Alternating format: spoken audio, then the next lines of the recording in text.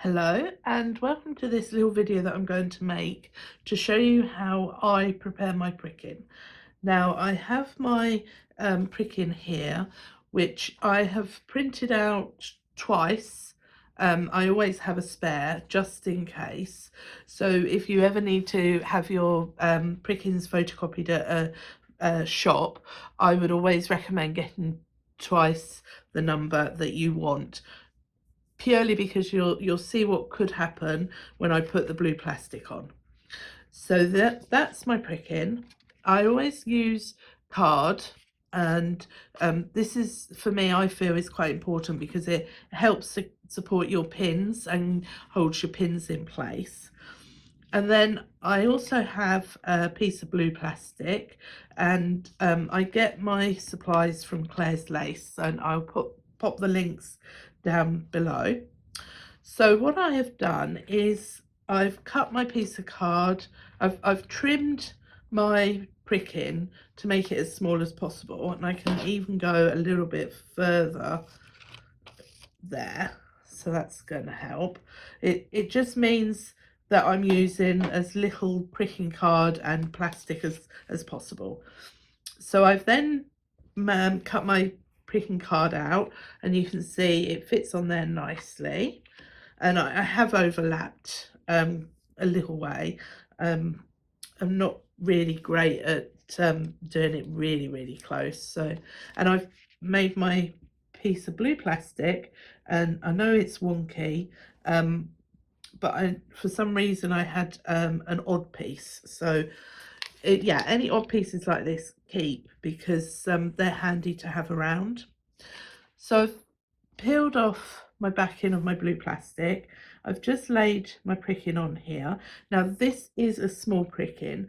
If I was doing a large pricking, I would Pritt stick it down, and Pritt stick is really good because you can actually move your pricking around whilst it before it dries.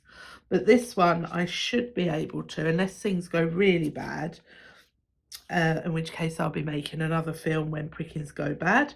But this one should just sit there. So what I do then is I put my blue plastic over, and you'll notice I haven't removed all of it.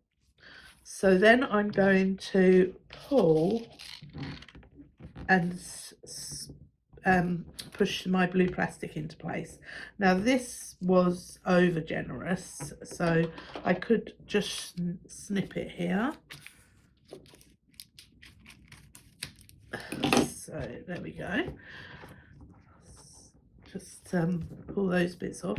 So I've got a little bit here, and sometimes you'll find, I was lucky here, but sometimes if you cut your plastic a little bit too close, you can use these little bits to fill in. So don't throw the little bits away. So that's how I do my pricking. Now you'll notice that my blue plastic hasn't gone around. I think that's how we were taught in the old days, to take it around and under, but I can't see the point of that, and it creates a bulk underneath your pricking. So I just sandwich my pricking in between the card and the blue plastic, and the blue plastic doesn't go to the end and round, it just stops, so that I know that it's glued to the card. One of the things I will do, I've just got a scratchy bit there, so I will just take that little edge out so that it's smooth. That's it, because although it's very tiny, and if you run your finger across it, it's likely to catch, you'll feel it could catch your threads, so that's coming out. So that's my pricking, and then all I'm left to do is to prick all my holes. So my pricker is this one, and I usually go round and prick in the order that I'm going to be working. So if I have a zigzag line, you'll see I'm pricking in the order of my zigzag line. Now this helps to start building the pattern in your mind, so you're already thinking, oh, okay, I'm just doing a trail around the edge, and then in here I need to have some pinholes where my pairs cross, so I'm already thinking, okay, so that's going to be twists and half stitch or cross stitch. So you can see by pricking it out in the order that you're working it, you're already starting to learn your pattern. So that's how I personally do it. That doesn't mean you have to do it the same way.